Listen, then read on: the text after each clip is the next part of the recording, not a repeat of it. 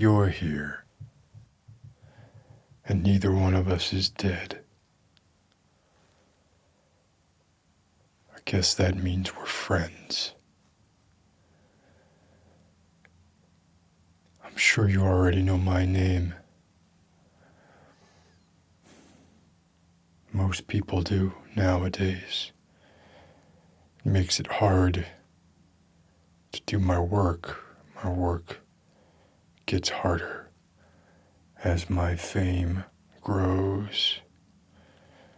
Much like Sacha Baron Cohen, I have a rather distinct look. And perhaps I should look into seeing a stylist or someone who could disguise me in some way so that I wouldn't be so easily recognizable to the fleets of assassins who have a $14 million target on my head. That would probably be the smart thing to do. But nobody ever accused me of being smart. Just deadly. I have often felt that our methods for assessing intelligence, and in fact even our definition of the word intelligence, I've found them both to be woefully inaccurate. There are many, many people who do not have the ability to express themselves in the moment, and this is not from any lack of intellect on their part. They may be blessed with the wisdom of the staircase, or they may not be able to express themselves verbally at all. Perhaps they find need to pick up a pen and put it to paper in order to get their feelings out, to exercise these ideas that they have stuck in their brains, these ideas that refuse to be expunged any other way. I think I fit in this category, and between jobs, I hesitate to say frequently, but from time to time, write in a journal that I still have. One of these pieces, which I'll read to you now, I've entitled The Grace of Simple Needs. And I think it does a little bit to shed some light on my choice of vocation and perhaps my motives behind it. The Grace of Simple Needs by Giordani Jovanovic. And that's me, John Wick. I fear our minds have become too good at learning. As a result, we have become too good at surviving. What once took up the vast majority of our conscious effort now requires very little for those of us lucky enough to be born unoppressed in a land where one can subsist and survive with the bare minimum expenditure of effort.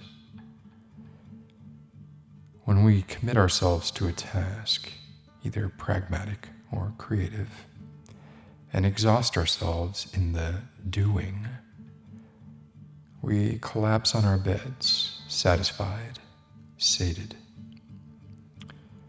This is, I believe, only partly or secondarily down to the mental and or physical exertion expended.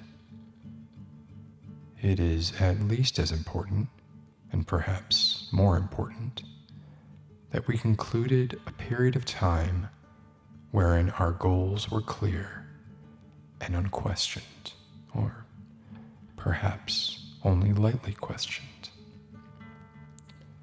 We in this time, experienced a period of grace, an escape from our persistent self-badgering, and how nice it feels to be relieved of said burden, even if only for a short time.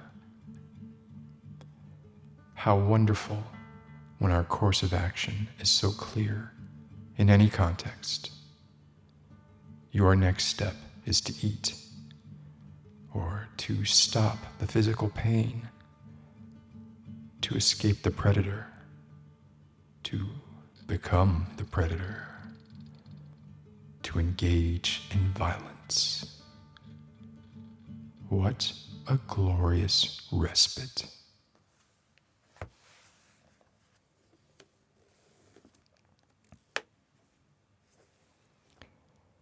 And so you see, the John Wick you think you know,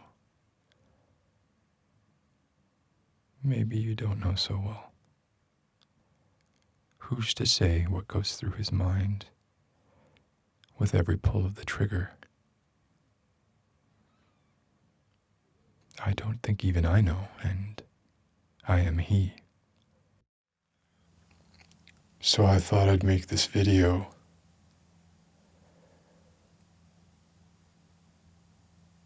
Now that I think about it some more,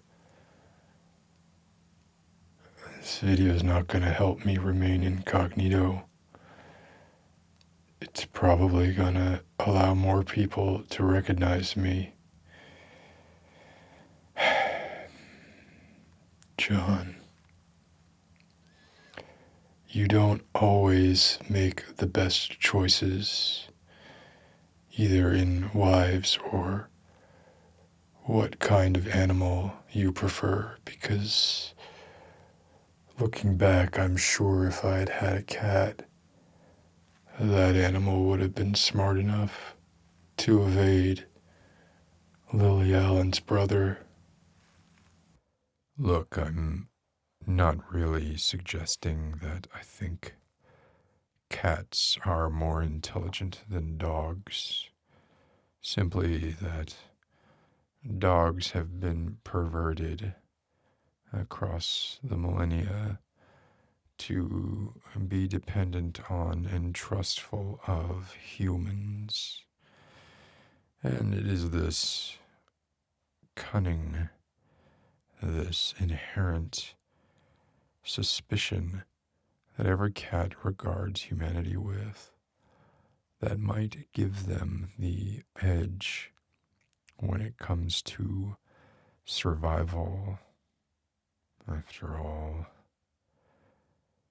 humanity's a real piece of work. And maybe not.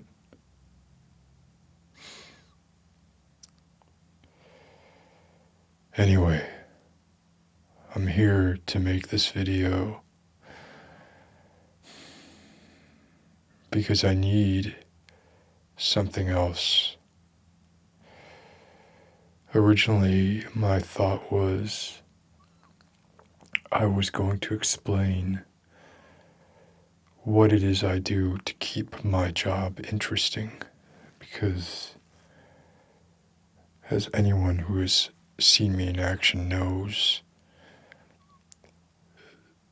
I'm unstoppable. I'm unkillable. So, John, what do you do? Well, easy. First thing I did was limit my arsenal.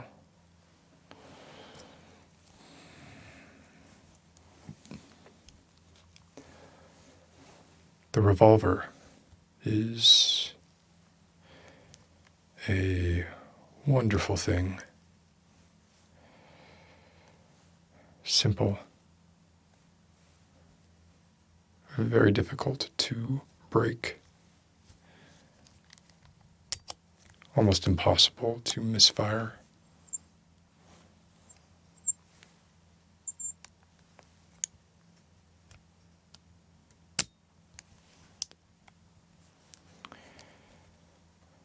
But of course, has two problems: poor accuracy and this one in particular only has 5 shots at a time.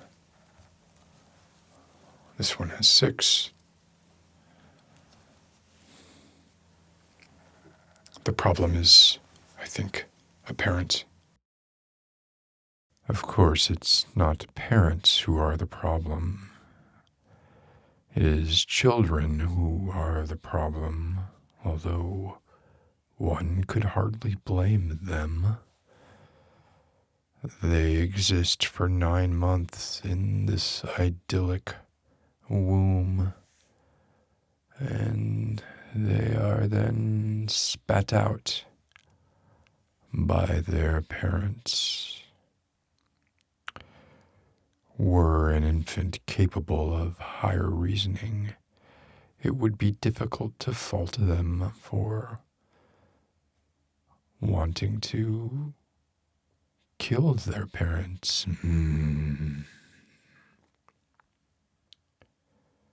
It's not a pleasant thought, but I think it's hard to refute the logic behind it.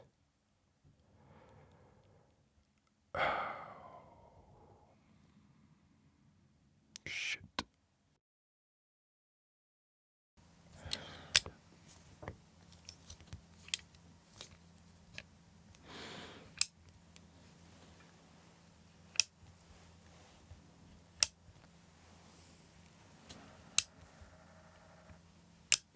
Suddenly, every bullet counts.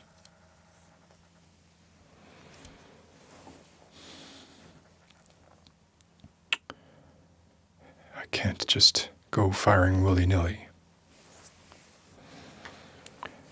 And for a time, that worked.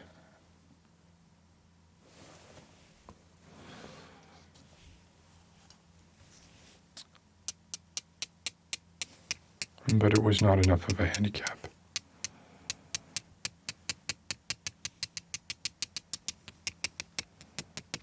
I needed to dig deeper.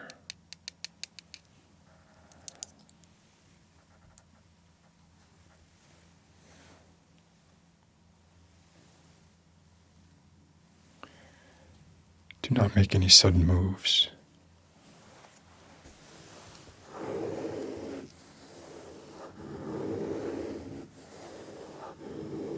How did I dig deeper? Well, I went to knives.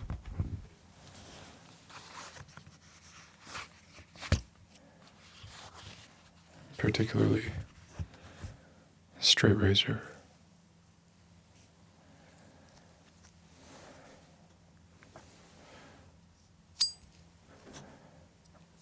One of the things about a straight razor is not only is it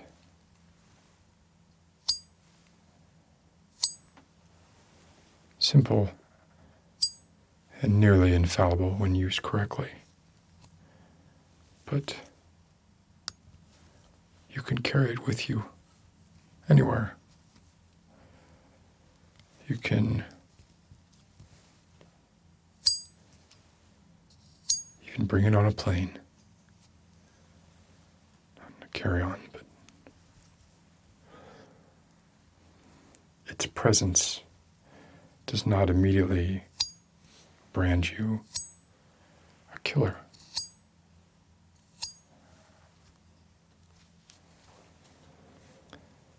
However, it is still a little nefarious. And I still found my work too easy.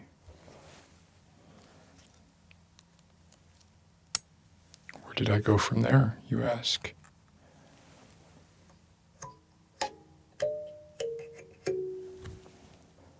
Where did I go?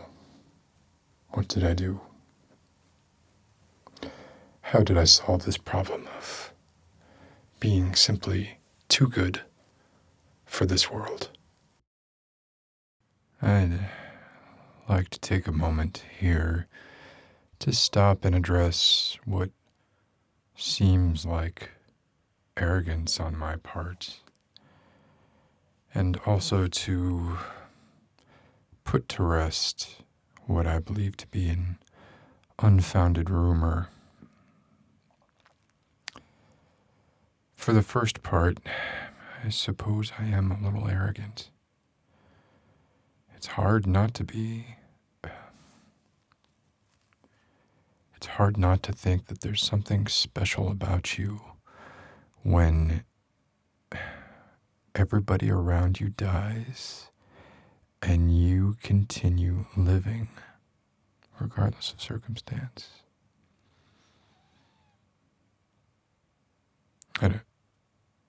I can't, there's no, I could, if there's, I don't know. It reinforces that notion that the world is a stage for you. That all these bit players that come out and some strut and fret a little longer than others, but they all leave and I remain. Of course, I realize this is a highly subjective viewpoint, and eventually, in theory, I will no longer remain, and it will be somebody else whose story features me as a bit player.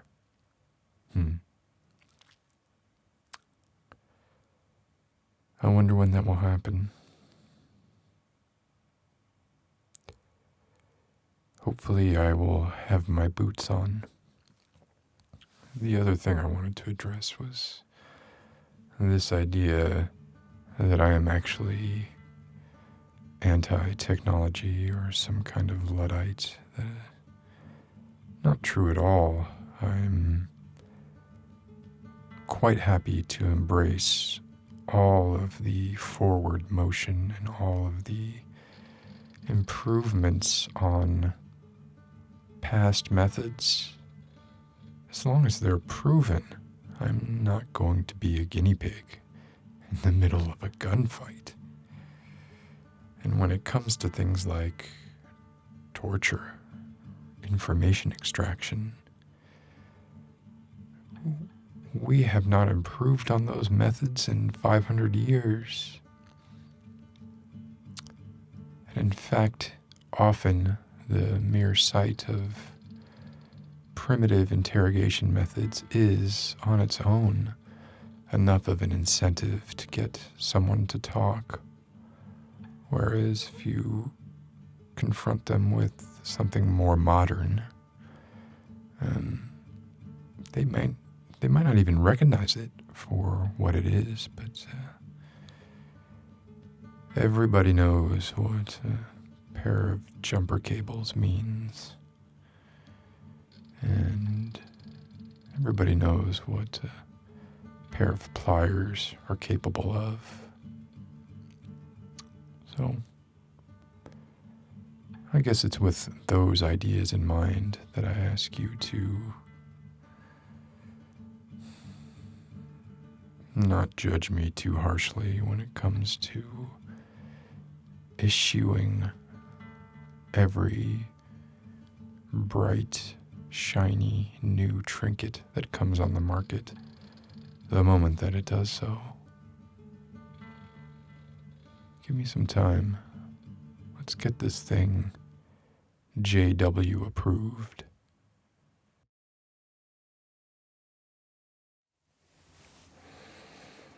It came to me by chance on a job.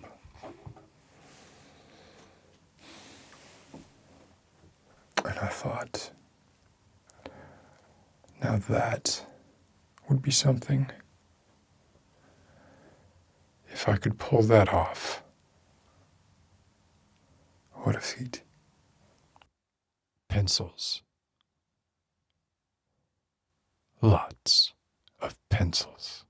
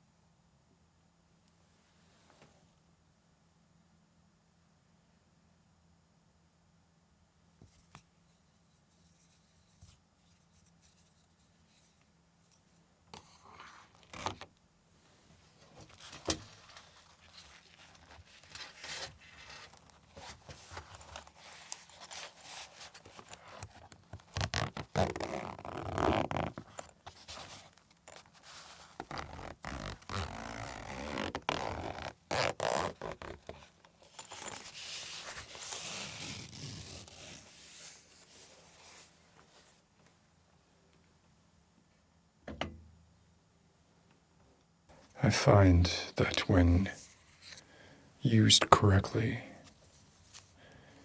killing with pencils is so very satisfying. I don't know if it's because of the contrary intended use of the implement. I don't know if it's the fact that they are largely made of wood.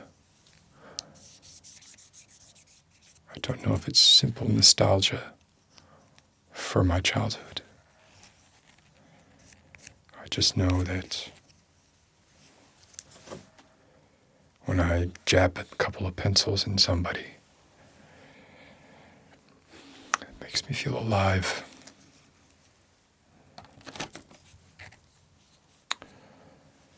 Of course, there is a large handicap to killing with pencils. They don't have the weight to be thrown properly. That you can counterbalance them with these erasers which go on the back over the existing eraser, which I never found this eraser to work anywhere near as good as the eraser that came with the pencil. I'm not sure why these were needed, but that gives it a little more heft and the ability to throw it, although the distance is still a bit of an issue. And pencils, unlike weapons grade materials, are not consistent. So you cannot reliably depend on the same one following the same arc every time. But that just adds to the fun of it. Of course, pencils must be maintained because they break.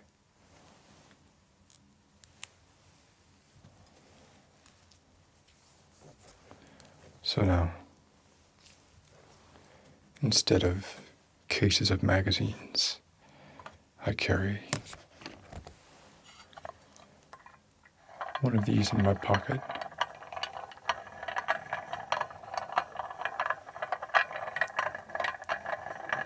It is an older style pencil sharpener.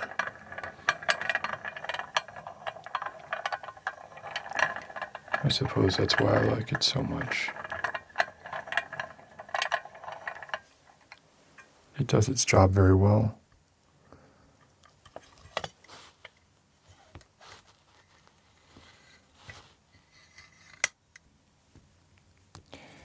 You don't really want your pencils to be as sharp as they can possibly be because that weakens them too much. You want them to be a little bit dull. With enough force, you'll get the pounds per square inch you need to penetrate flesh. And if possible, you should attempt to procure lead pencils, because then even if you cannot kill your attacker immediately, the lead will seep into their blood, causing neurological problems and ultimately death a few decades later. I also carry these with me, of course, because it's not always practical to carry a large pencil sharpener around. So in a pinch,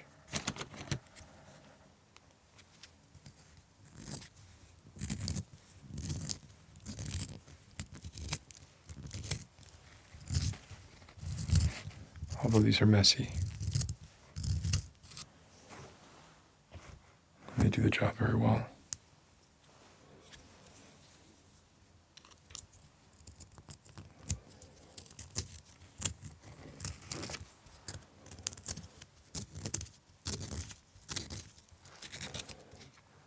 There are, of course, different hardnesses of leads, but I stick with the standard 2B.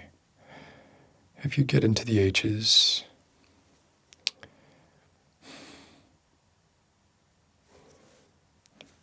again, where's the sport in that? At that point, you might as well be carrying a knife.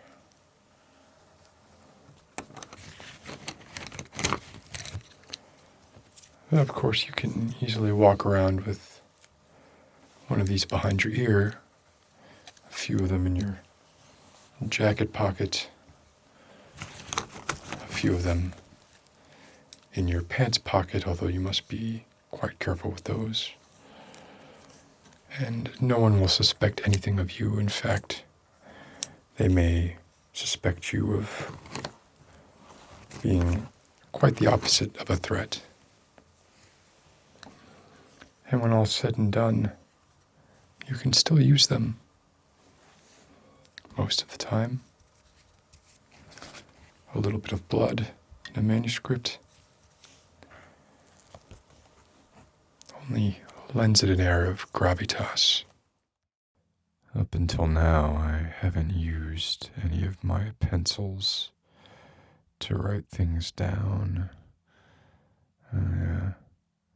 Use a felt tip pen, which, as you might guess, is absolutely useless for killing people. Oh well. I like to carry this journal with me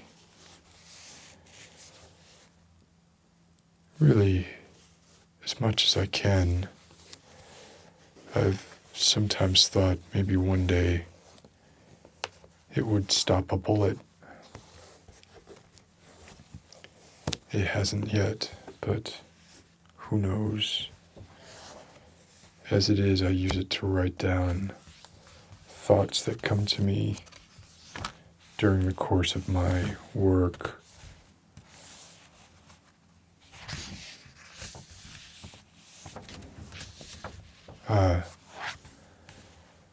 Here's a piece I call "The Day You Begin to Notice" by John Wick.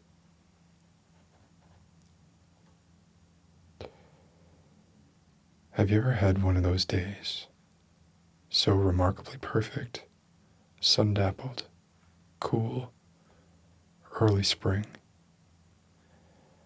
the air redolent with pollen and a symphony of bird songs? A day that makes you believe in the miraculous. In fact, a day that demands a miracle. If a miracle is going to choose any time to manifest, surely it must be now. It must be today. It must be this day. If such things as miracles interpret moments as we do. On such days you are electric, each of your nerves on high alert, just, to use a cliche, quivering with anticipation. And here the miracle does manifest in a bizarre accord. It does so by forcing you to question your own mind. You have lived in the same apartment for years, yet today you counted 462 steps from your front door to your car. Potential energy patiently waiting in its reserved spot. It has always been 446 steps every day for more than that number of days. You retrace your steps, but you know the outcome once you notice you're arriving at the elevator late. Why didn't you notice your lateness at the elevator the first time? You didn't notice it because of the miracle. A small one, to be sure, but real. An increased awareness. At what cost? A thimbleful of sanity. Well worth the price of admission. I cannot begin to fathom the reason or purpose of life itself. I have for too long gone wholly unsurprised in my day-to-day. There's nothing left to impress me, or rather, to make an impression on me. You, the explorers, how I envy you. I crave discovery so much, I would gladly forfeit some small piece of myself. If I could only experience an unbridled eureka in return. An intractable problem, a riddle, or just a perfect day, noticed. Carthage must be destroyed.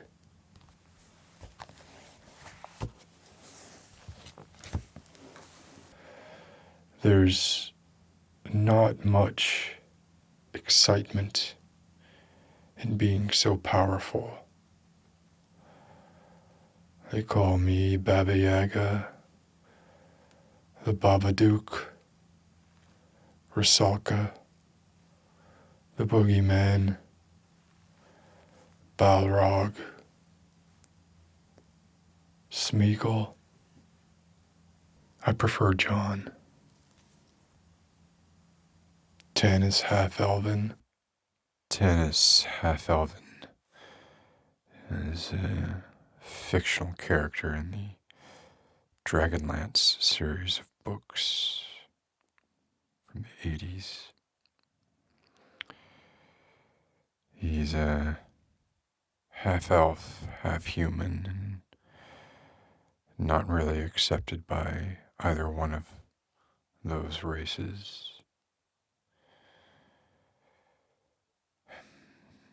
He's good with a bow, and he has a strange beard,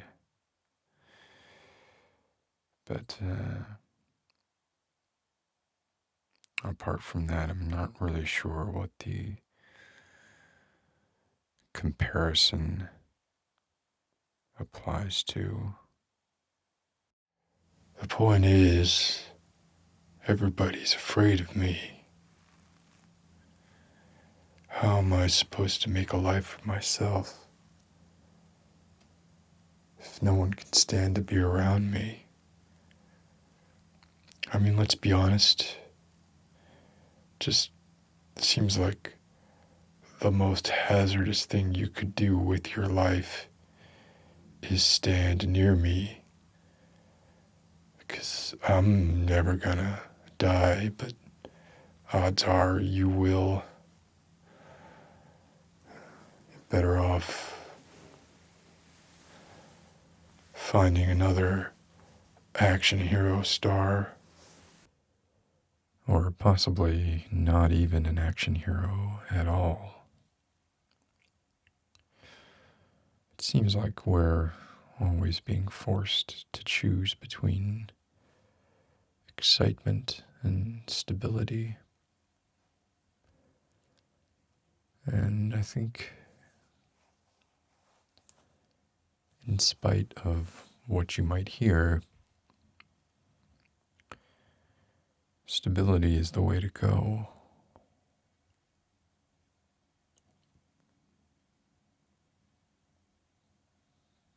Excitement can be compelling for a time, but it wears thin. And even if you survive physically, you may not survive mentally. Your character may not survive.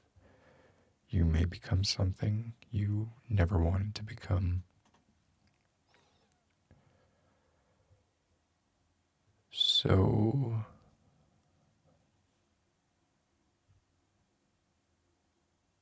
it's more important to be happy than to be fulfilled, and I don't necessarily think those things are synonymous or that one leads to the other, at least not always. they are two distinct, separate, I want to say emotions, but really they're states of being. And while they are complementary, they're not always found together, and sometimes you gotta choose one or the other. Anyway, I'm gonna go clean my guns now. Ta-ta.